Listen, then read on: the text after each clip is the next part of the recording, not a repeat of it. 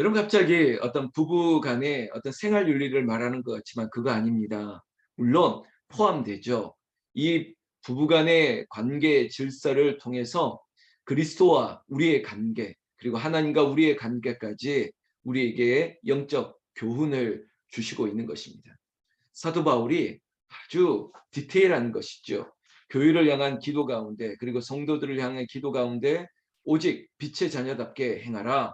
어둠 가운데 빛의 자녀답게 행할 수 있는 그 자리가 어디에서부터 시작되냐면 바로 가정이라는 것입니다. 여러분, 천국의 가장 작은 단위를 말씀해 보라 그러면 가정을 꼽을 수 있습니다. 가정에서 천국이 이루어지고 그 천국이 확산되어지는 것이 또한 교회고, 그리고 세상으로 나아가는 것입니다. 이 땅에 하나님 나라가 어디에 있냐라고 물어보신다면 거기 있습니다. 여러분들의 자리. 지금 예배하는 그곳이 하나님의 나라가 되어야 되고요. 그리고 그 가정 안에 여러분 계신 곳에 하나님이 머리가 되시고 하나님이 질서가 되시고 하나님 말씀 앞에 온전히 엎드려 순종하고 복종할 수 있는 그런 은혜가 우리 안에 흘러가야 된다는 것입니다.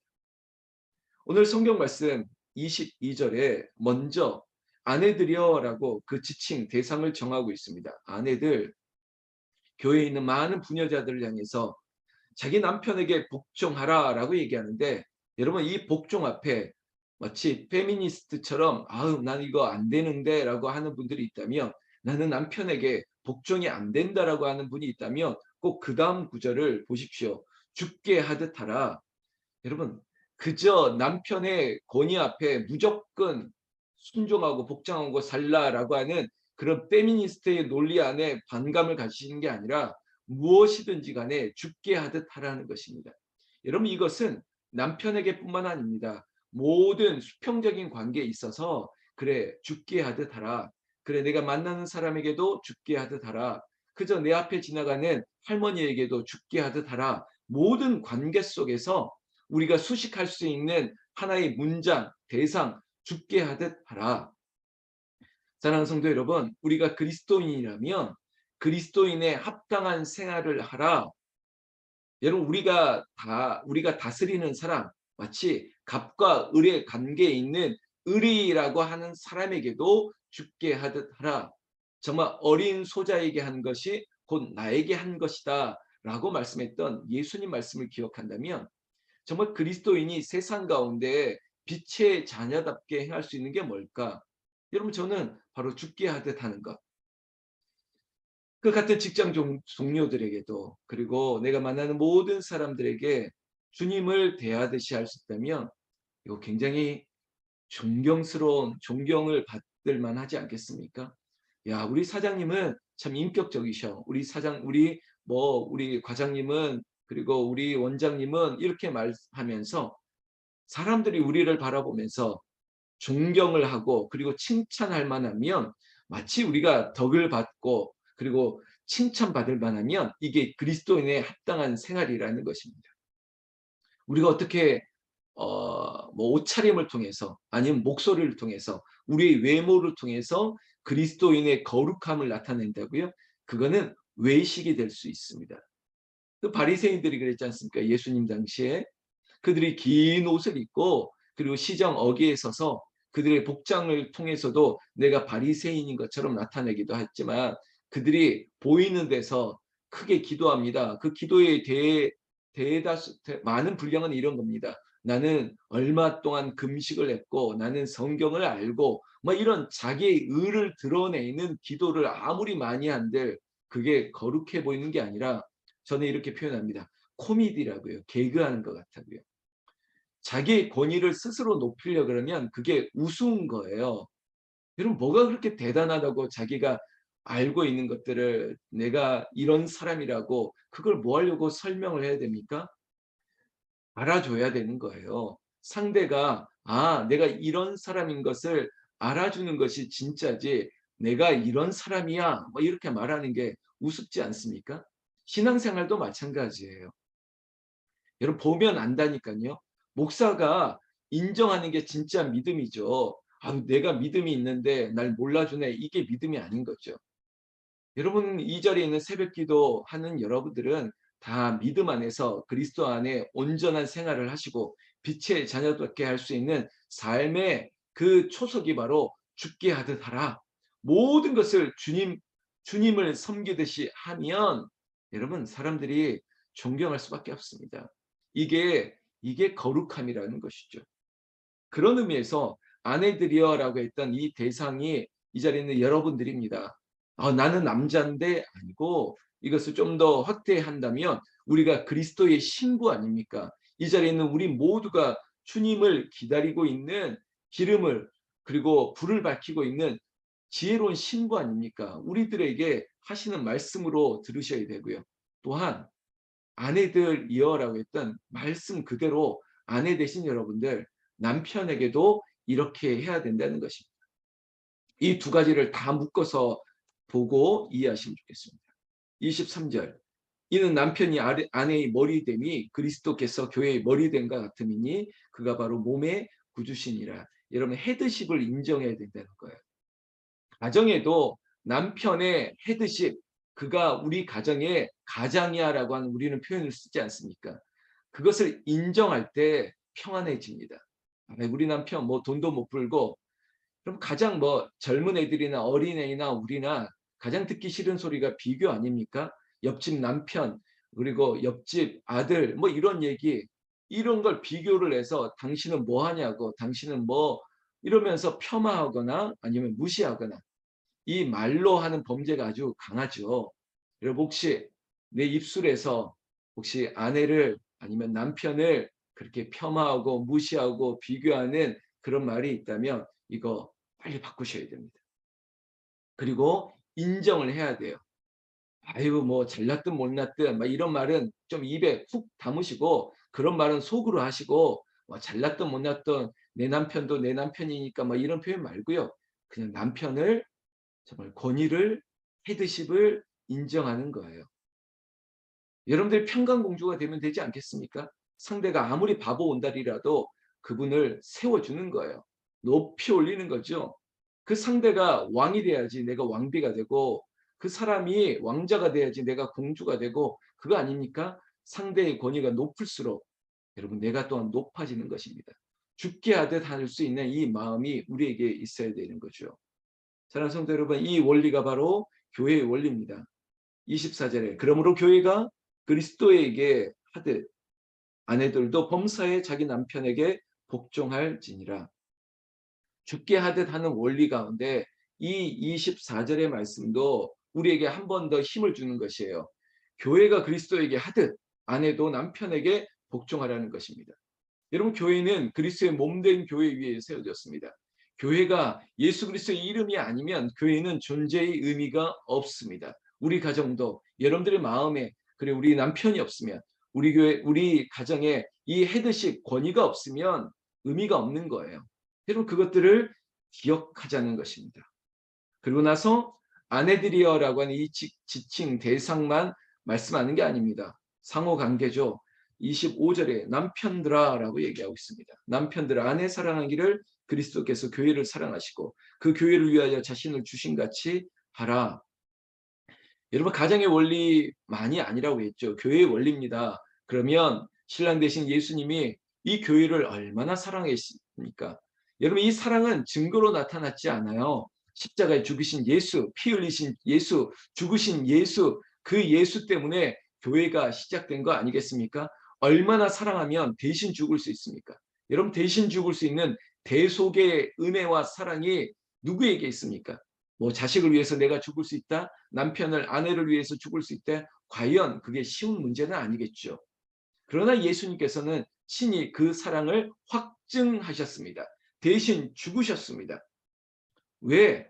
내 교회를 위하여 주님이 몸버려 피 흘려 죽으셨다. 바로 우리를 위하여 교회 대신 우리가 교회이기 때문에 그 은혜와 사랑 때문에 우리는 24절에 곧 물로 씻어 말씀으로 깨끗하게 하사 거룩하게 하시고 자기 앞에 영광스러운 교회를 세우사 티나 주름 잡힌 것이나 이런 것들이 없이 거룩하고 흠이 없게 하려 하심이라. 여러분 이 사랑은 우리를 온전하게 했습니다. 예수 그리스도의 보혈의 피로 우리는 깨끗하게 됐습니다.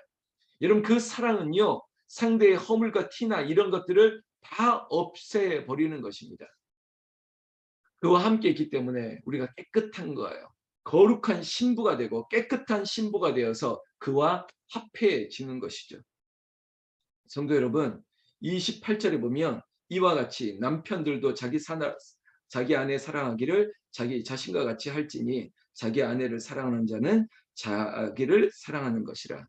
여러분, 교회를 사랑하고 남편을 사랑하고 아내를 사랑하고 서로를 사랑하고 이 모든 것들이 주님을 사랑하는 것이고 하나님을 사랑하는 발현인 것입니다. 에베소라고 하는 도시를 생각한다면 어제도 말씀드렸지만 얼마나 쾌락과 그리고 음란과 죄가 가득한 도시였습니다. 에베소는요, 항구 도시예요. 그리고 무역항입니다. 돈이 많은 것이죠. 여러분, 부산과 같은 그런 항구 도시는 쾌락, 음란 이런 죄가 만연합니다. 원리예요. 모든 도시가 그렇습니다. 에베소도 마찬가지였습니다. 근데 에베소에 아데미 신전 같은 아주 그 이방의 종교라고 말할 수도 못하는 그런 아주 뭘까 우상 숭배와 같은 일들이 많이 일어났습니다. 어제도 말씀드렸죠. 대표적으로 아데미였습니다. 여신이었는데 아데미 신전 지중해를 바라보는 아주 터가 좋은 아주 좋은 곳에 이 신전을 지어놓고 거기서 집단 섹스가 이루어질 정도로 그 행위가 마치 카타르시스가 되고 마치 신접하는 그런 행위인 것처럼 인정을 하다 보니까 얼마나 많은 남자들이 얼마나 많은 여자들이 그 남자 여자 중에는 결혼한 남녀들도 있었겠죠. 유부녀들이 성적으로 문란하고 죄를 짓는 일들이 많았던 것입니다. 그러니까 이 에베소 도시, 에베소 교인 중에도 이런 사람이 있을 수 있는 거죠. 그래서 사도 바울은 이 감옥 안에서도 이러한 것들을 염려하면서 아내들이여 남편들이여 조심하라. 그리고 서로의 권위를 인정하고 질서를 잡아라. 그리고 서로 사랑하라. 이 얘기를 해주고 있는 것입니다. 성도 여러분, 그와 함께 지금 대한민국 한국교회는 어떻습니까? 한국교회 침투하는 여러 가지 아주 이단 사조들이 많습니다. 교회를 어지럽힙니다. 성도들을 미혹하는 영들이 있습니다. 거기에 우리는 깨어서 분별하고 빛의 갑옷을 입고 오직 내 주 그리스도를 사랑합니다. 몸된 교회를 사랑합니다. 주의 종을 사랑합니다. 이 기조를 분명하게 질서를 잡고 순복해야 된다는 것입니다. 말씀을 제대로 깨닫는다면요. 말씀 앞에 다른 길로 갈 수가 없습니다. 결국은 말씀 앞에 엎드리게 되는 것이죠. 오늘 말씀도 똑같지 않습니까? 아내들이여 남편들이여 오직 십자가 예수 그리스도를 사랑하고 서로를 사랑하라. 여러분, 복음은요. 예수 그리스도로 말미암아 구원 얻는 것입니다. 그리고 우리에게 첫 번째, 두 번째 계명을 얘기했죠. 하나님을 사랑하라. 그리고 두 번째가 뭡니까? 내 이웃을 내 몸과 같이 사랑하라. 여러분, 이웃의 범위가 어디까지일까요?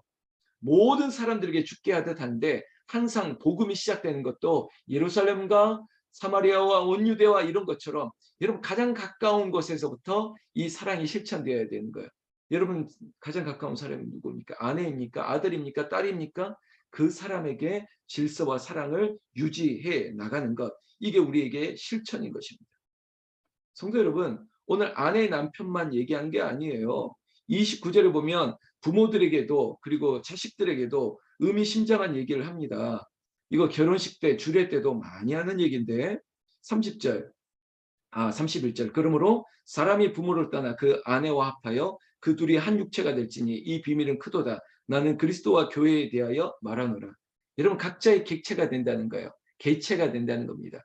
그리스도의 몸에 접붙임을 받아서 각자 가지가 이루고 그 가지에서 열매를 나타나게 될 텐데 아내들이여 남편들이여 그리고 그 아내와 남편 사이에 태어난 또 이 자녀들이 또 가정을 이루고 연합하고 그리고 부모를 떠나게 되고 또 그 가정을 이루고 마치 확장된 개념들을 계속 이야기하고 있죠. 이게 바로 공동체입니다. 그리스도의 연합된 가정들이 큰 공동체를 이루고 우리처럼 이 새벽의 불새들을 이루고 교회를 이루고 이 교회가 하나님의 영광이 되고 이게 바로 교회인 것입니다. 이게 바로 비밀인 거예요. 사랑하는 성도 여러분, 특별히 새벽기도 용사 여러분, 우리는 당연히 이해되지만 이게 만약에 가짜라면 우리는 지금 이거 뭐 하는 짓입니까?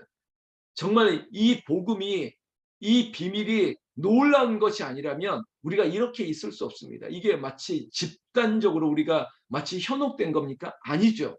이건 비밀이고 이건 진리이기 때문에 지금 이 자리에 있는 우리뿐만 아니라 전 세계 수많은 사람들이 복음 앞으로 엎드릴 수 있는 것은 이게 생명이고 이게 유일한 진리이기 때문에, 이게 정말로 the way, 이 길이, 이것이 생명이기 때문에 이렇게 가능한 것입니다.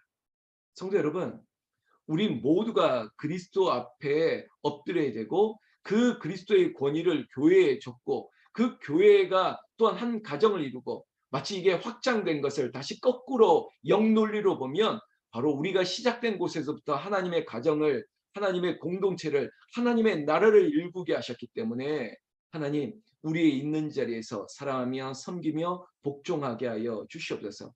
실천입니다.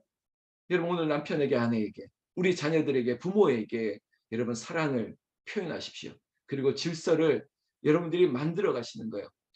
그 질서가 뭔지 아십니까?